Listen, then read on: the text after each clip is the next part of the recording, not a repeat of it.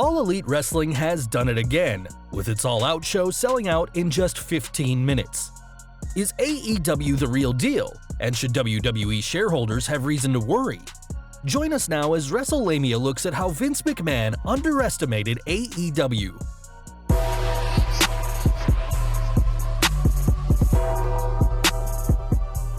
As most wrestling fans know by now, as well as anyone who's watched our various videos on AEW, multi-billionaire Shahid Khan, the owner of the Jacksonville Jaguars and the Fulham Football Club, has assembled an amazing array of young talent, such as Cody Rhodes, the Young Bucks, Jon Moxley, and Kenny Omega, along with veteran grapplers such as Chris Jericho, to form an impressive wrestling roster.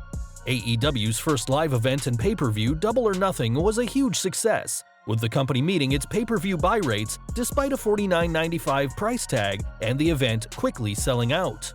Add in a weekly primetime television spot on TNT this fall, and suddenly, the WWE has serious competition. While some thought AEW's first show might have been a fluke success, its sequel show, All Out, sold out in 15 minutes, leading many to believe that Vince McMahon vastly underestimated the new promotion. Did Vinnie Mac underestimate AEW? As we're about to show, the answer is an undeniable yes. Number 1. Double or Nothing was no fluke. Some believed Double or Nothing might be a one-time occasion, with fans snatching up tickets due to it being AEW's first show. However, August's All Out show proved even more successful, with PW Insider reporting, All Elite Wrestling's 8/31 All Out event at the Sears Center Arena in Hoffington Estates, Illinois officially went on sale at 12 p.m. Eastern, and tickets are completely gone. They sold out within 15 minutes. At one point, there were 60,000 people in the queue waiting to purchase tickets. Dave "The Dude" Meltzer thinks Vince McMahon clearly underestimated AEW, stating recently, "It's not something that Vince saw coming. I think that they were ready to, beginner's luck. I'm sure that they were going with beginner's luck. But here's the other thing too, it's not just, okay, they're doing good, but we can both do good. We know that, but the key is that, I know cause WWE was just in town in San Jose, and everybody wants out." While Meltzer later clarified his comments that not everyone wants to leave, Vince McMahon misread the situation with Double or Nothing, and that's only part of what he failed to see in his new rival. Number 2. AEW has shown an ability to sell pay-per-views. One of the biggest concerns with Double or Nothing was the show's pay-per-view price of $49.95, a seemingly steep price for fans used to the WWE Network's $9.95 monthly charge for pay-per-views as well as other content. Nonetheless, AEW met its pay-per-view goals, shocking other entertainment companies. AEW offered the show via streaming and pay-per-view, but its pay-per-view numbers are what impressed people in light of its seemingly prohibitive cost. The June 16, 2019 edition of Wrestling Observer newsletter has a detailed analysis of possible demographics concerning the people who ordered Double or Nothing. So the question is, where is the AEW audience coming from? It's not television pay-per-view buyers of other specific shows, and while there is crossover with WWE and UFC, and even Impact in New Japan, it's far less than expected in all of those categories, except maybe some would think UFC wouldn't be as high. But even with UFC, there's very little crossover with a normal pay-per-view show, although a decent amount for a big show. Indeed, Double or Nothing suggests that all companies with streaming services made a big mistake in taking their big shows out of the $35 to $65 price range. Whether or not this pans out, the evidence strongly suggests that there are enough people willing to pay nearly $50 for a good alternative to WWE, another example of how Vinnie Mac underestimated AEW. Number 3. AEW is proving attractive to WWE talent. Jon Moxley, formerly known as Dean Ambrose, shocked the wrestling world as well as Vince McMahon when he made a surprise appearance at the end of AEW's Double or Nothing event. Moxley's appearance on Chris Jericho's Talk Is Jericho podcast saw him decry the WWE's lack of creativity and what he calls an infrastructure that makes it impossible for wrestlers to showcase their personalities and in-ring abilities. Moxley's comments apparently aren't limited to him, as various superstars have expressed a desire to outright get their releases, such as Sasha Banks and Luke Harper, and wrestlers such as The Revival refusing to re-sign with WWE despite lucrative contract offers. The Wrestling Observer's Dave Meltzer recently commented on the situation, "Not everybody wants out, that's not fair. Roman Reigns doesn't want out. But the amount of people who have contacted AEW would blow your mind, and there were plenty of people. The thing is that there are also people who are counting down the days, but okay, the Usos did sign to stay, and AJ signed to stay. But when this happens, that changes the game. Number 4. He's ignored outside talent's interest in AEW. It seems Vince McMahon underestimated former WWE talent as well as talent that's never worked in the WWE before. McMahon did try and sign former WWE superstar Chris Jericho as well as outsiders such as the Young Bucks and Kenny Omega. All 4 men were offered contracts with many zeros in them, yet they declined to go to WWE. Granted, AEW has shown a willingness to match or come close to WWE offers, but some feel that AEW's true appeal is the chance to work in a company where the wrestlers are more likely to thrive than in the creatively stifled WWE environment. It seems Mr. McMahon underestimated wrestlers' interest in either staying with WWE or working for them largely because he sees WWE as the place where everyone wants to work, and they'll swallow their pride to land a big money contract. Number 5. Fans continue to protest the WWE's current direction. As incredible as it may seem, Vince McMahon underestimated AEW largely due to ignoring the WWE Universe's complaints. WWE fans continue to voice their disgust with the product in various ways, ranging from not watching WWE TV to criticizing Vince McMahon on social media. When McMahon took to Twitter to congratulate The Rock on receiving MTV's Generation Award, he received a number of negative replies, such as the following.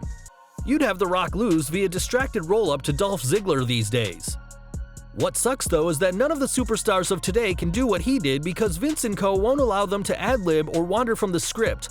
That's what makes the @WWE so bland today. Step away from WWE, you've lost your touch." Vince's reaction.